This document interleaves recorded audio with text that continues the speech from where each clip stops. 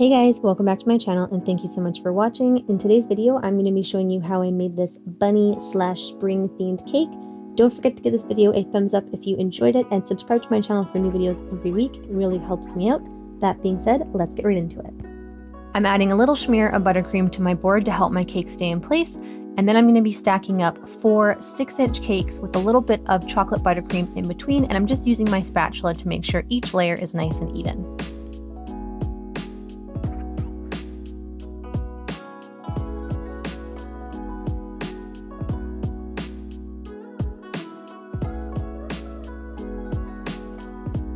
Next, I'm taking some white buttercream and spreading a thin layer of that all around the outside of my cake to lock in any crumbs, and then that's going to go in the fridge for about 25 minutes to chill.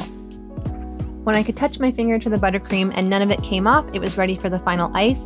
So I'm mostly concentrating a thicker layer of buttercream on the edges of my cake, not so much worrying about the top at this point. Because my cake was so tall, I decided to use my Pro Froster to help me get really clean edges and then a nice smooth side. You don't need to do this, you could just use a regular old bench scraper if you'd like. I kept going around, and if there was any gaps in my buttercream, I just went back in and patched that with my spatula and kept working until the sides of my cake were perfectly level and smooth. I've dyed some buttercream this really light lavender shade, and I'm adding a dollop of that on top, and I'm going to smooth that out. Taking more of that lavender on my spatula, I'm going to start placing it a little more than halfway down the cake, and you don't need to add a really thick layer here because I'm going to be scraping most of this back. Once I was happy with how much was on there, I grabbed my bench scraper and just started to gently smooth down the sides. I was careful that I wasn't digging in so deep that I was just scraping all of the color off, but I also wasn't leaving like a big thick border between the purple and the white, if that makes sense. You could 100% just ice it with the white and the purple at the same time and then smooth it out so it blends together, but I wanted the separation of the color, and I find that this way you do get a very clear border that's not blurred together. I have a template for my bunny, and I will link that down below, and you can see that I just cut out some fondant to the exact same shape using my X-Acto knife. I'm using my fondant tool to lightly press over all of the features that I want to use as a guide. I'm not pressing so hard that it's leaving really deep lines in my fondant because I don't want any color to pool in those lines. I mixed together a little bit of orange and brown food coloring with some food grade alcohol, and I'm going to start adding a layer of that over the face of my bunny everywhere except for the inner ear and the eyes. I realized very quickly that I was adding too much at a time, so I just blotted it away with a clean piece of paper towel. So the entire face ended up looking like this, which was really light at first, and you're going to see that I just slowly start to build up the color. I'm building up that color around the edges of the ears and then the face. I know that the brush I'm using is brutal, but because it was kind of like blown out like that, it was really good for fur texture. So there is a reason behind that madness.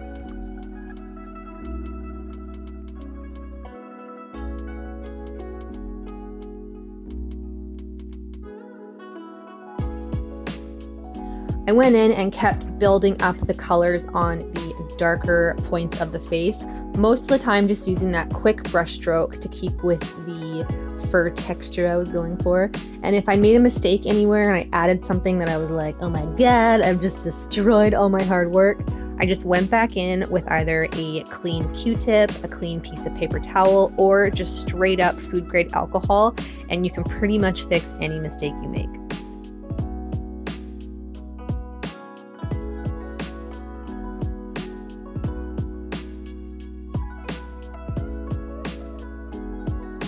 I mixed together some black with my food grade alcohol so that it was more of like a gray tinge, and with a fine tip paintbrush, I outlined the nose and the mouth.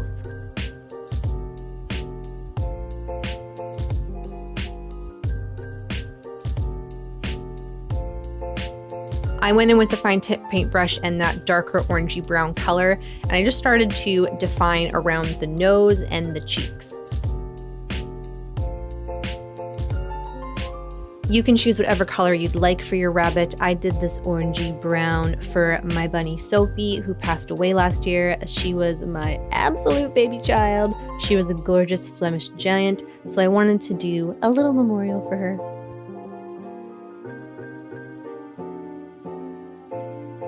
I used an even darker concentration and just reinforced all those dark areas around the ears and face, and really tried to focus on those really quick, fast hair texture-y strokes.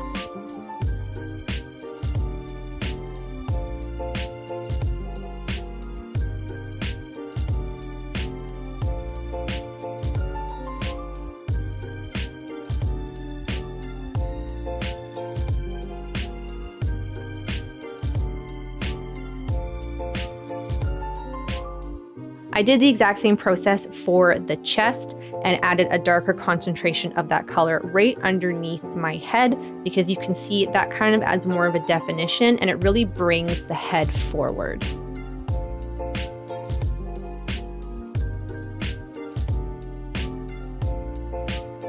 I added some light pink into the ears, and I tried to get the color to be a little bit darker at the base of the ear and softer as it moved out.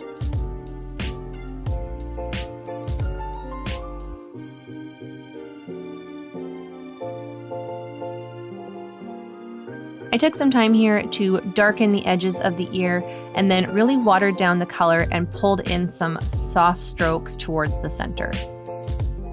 For the eyes, I went in with my black that I watered down just so I was starting off with gray. It's easier to wipe away than straight up black if I made a mistake.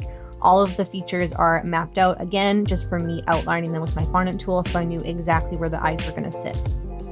I filled them in and made sure I kept a little bit of white at the top of each eye for like the catch light. It makes it look a lot more real. And then I did darken the color so that it was a really solid black. I added some smudgies of gray around the mouth and then just softened that color with a Q-tip.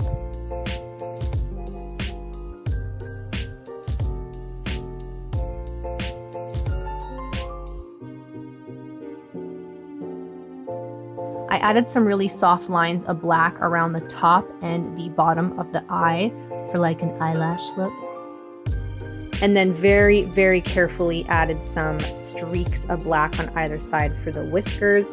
You don't want it to look super concentrated, and you also kind of want to mix up the placement of the whiskers. You don't want them all to be going in the exact same direction, being the exact same length.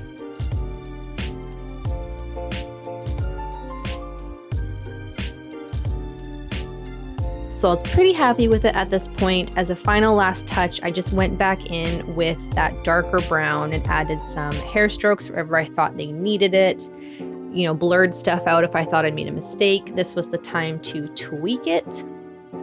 It was not perfect. I am definitely not a painter, but having the template and mapping out the features was a huge help. If I can do this, anybody can. If you followed my Instagram, you have seen my doodles and you know that I am not a drawer.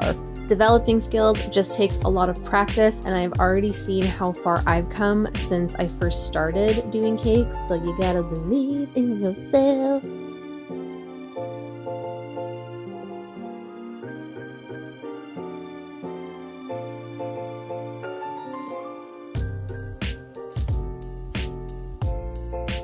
I have some edible gold leaf and I'm just tearing off little pieces and lining the top edge of my cake. I didn't leave a lot of gaps here, and then you'll see as I moved my way down, I kind of made the pieces a little bit smaller and then spaced them out.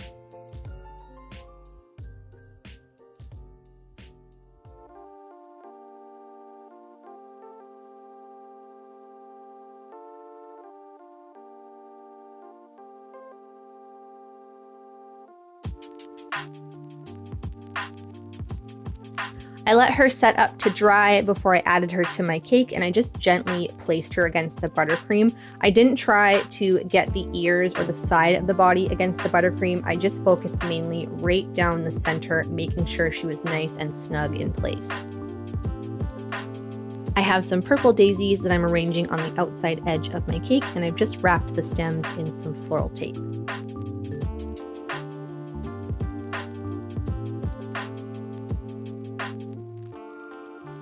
And this was the final result, guys. I really hope that you enjoyed this video. Thank you so much for watching, and I will see you in the next one.